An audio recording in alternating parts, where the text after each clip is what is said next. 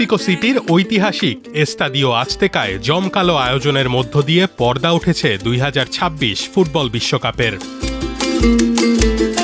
৪৮ দলের এই মহারণের শুরুর দিনই ফুটবল বিশ্ব দেখল চরম নাটকীয়তা। একদিকে লাল কার্ডের ছড়াছড়ি, অন্যদিকে খাদের কিনারা থেকে ফিরে এসে দুর্দান্ত এক কামব্যাক। ২০১০ বিশ্বকাপের মতোই মেক্সিকো আর দক্ষিণ আফ্রিকার ম্যাচ দিয়ে বেজেছে এবারের বিশ্বকাপের উদ্বোধনী বাঁশি। রেকর্ড ষষ্ঠ বিশ্বকাপ খেলতে আসা মেক্সিকো গোলকিপার গিয়ের্মো ওচোয়া এদিন মেক্সিকোর একাদশে ছিলেন না। গোলবার সামলেছেন ২৬ বছর বয়সী রাউল রানহেল।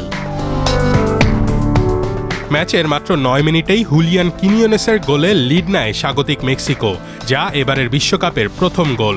প্রথমার্ধের শেষ দিকে মেক্সিকো ৩টি সহজ সুযোগ নষ্ট করলেও দ্বিতীয়ার্ধে তারা হয়ে ওঠে আরও ভয়ঙ্কর। ৬৭ মিনিটে উলফস তারকা রাউল হিমেনেজের গোলে ২-০ ব্যবধানে এগিয়ে যায় মেক্সিকো।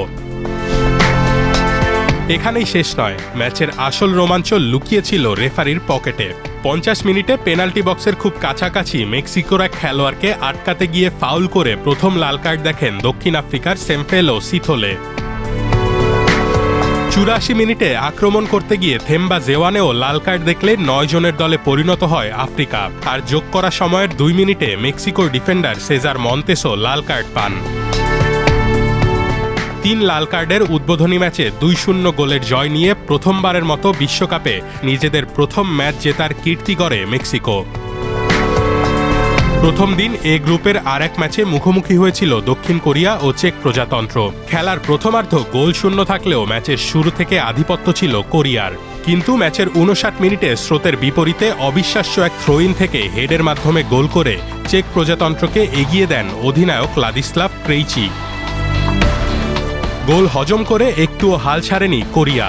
মাত্র ৮ মিনিট পরেই ৬৭তম মিনিটে ডাচ ক্লাব ফেয়ারনোর্ডে খেলা মিডফিল্ডার হোয়াং ইন বমের গোলে দারুণভাবে সমতায় ফেরে তারা। আর ৮০তম মিনিটে ও হিওয়ান গিউ দলের দ্বিতীয় গোলটি করলে ২-১ ব্যবধানের এক অবিশ্বাস্য কামব্যাক জয় নিশ্চিত করে মাঠ ছাড়ে দক্ষিণ কোরিয়া।